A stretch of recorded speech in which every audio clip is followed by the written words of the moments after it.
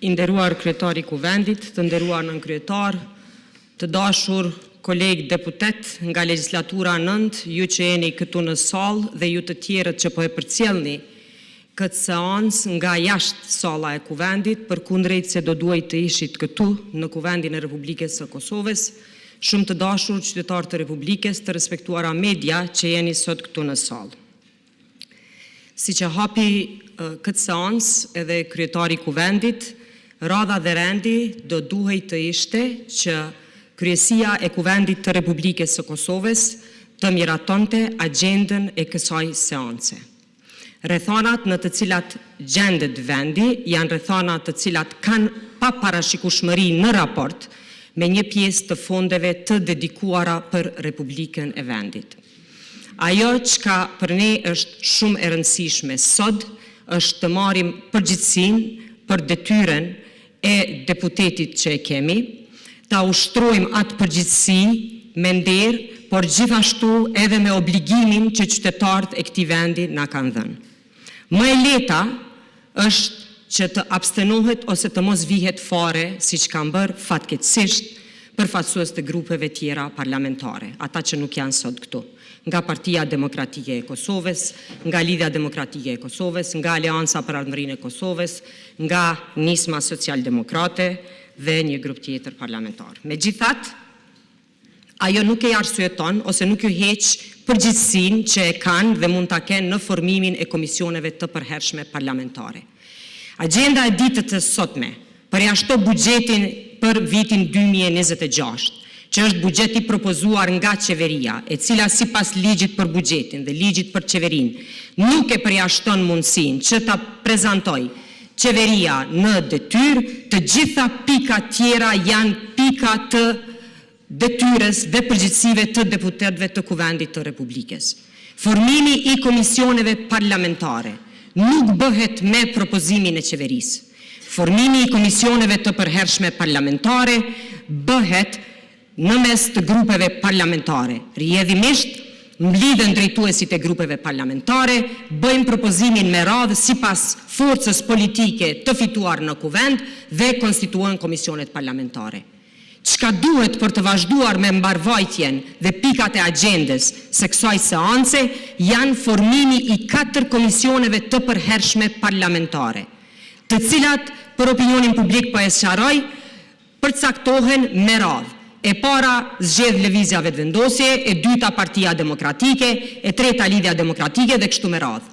Dhe kështu konstituohet deri në numrin final të komisioneve të përhershme parlamentare. Pas formimit të komisioneve parlamentare, vjen me radhë shqyrtimi i pikave të rendit të ditës. Kush jemi ne në këtë periudhë të vitit, t'ju mohojmë të drejtën qytetarëve të Republikës, për fonde të drejtë për drejta buxhetore, të cilat humben në muajin dhjetor. Plani i rritjes, pika e radhës pas formimit të komisioneve parlamentare nga Bashkimi Evropian, ka afat skadence, në të cilin në dhjetor të vitit 2025, nëse nuk miratohet, 10% nga 880 milion euro humben, janë pakthim. Nuk mund të kthehen edhe nëse zgjedhjet mbahen me 21 dhjetor, me 28 dhjetor, apo kurdo që caktohen, edhe nëse zgjedhjet mbahen në pranverë, këto mjete humben. Humbet mundësia investimit të drejt për drejt në politika zhvillimore, në agjendën e gjelbërt, në planin e rritjes së vendit tonë. Kush jemi ne që mohojmë të drejtën e 20 milion eurove tjera të mbështetjes buxhetore edhe me projekt, gjithsesi me marrëveshjet nga Banka Botërore. 200 milion euro është vlera e mbështetjes buxhetore, 100 milion nga një projekt tjetër i Bankës Botërore, skadencën e ka në mars të vitit 2026.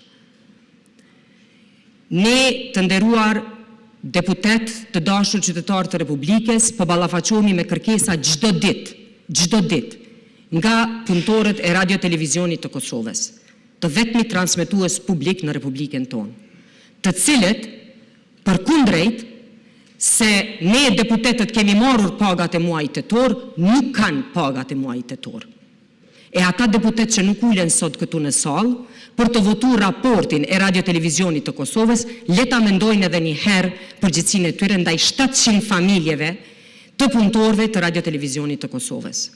E vetmja mundësi për disbursim të mjeteve Radio-Televizionit të Kosovës është me miratimin e raportit në Kuvendin e Republikës së Kosovës. Dhe kjo bëhet përmes komisionit të përhershëm për buxhet dhe financa. Dhe prap nuk janë këtu. Dhe prap kjo seancë duhet të vazhdoj deri në momentin kur ata binden për të qenë këtu dhe për të votuar. 3 komuna në Republikën e Kosovës janë pa buxhet të miratuar për vitin 2025. Kryeqyteti, për arsye se nuk kanë arritur që brenda afateve të përcaktuara me ligj të miratojnë buxhetin e vet dhe të përcjellin tek Ministria e Financave dhe të Kuvendi i Kosovës, ku bashkë me buxhetin e vitit 2025 në nëntor të vitit 2024 nuk ka qenë pjesë edhe buxheti i Prishtinës i miratuar në Asamblenë Komunale. Nuk ka kapërcim të procedurës. Nuk ka çdo kapërcim tjetër, çdo nënshkrim tjetër i buxhetit të komunës së Prishtinës, Gjilani dhe Zubin Potoku do të ishte shkelje.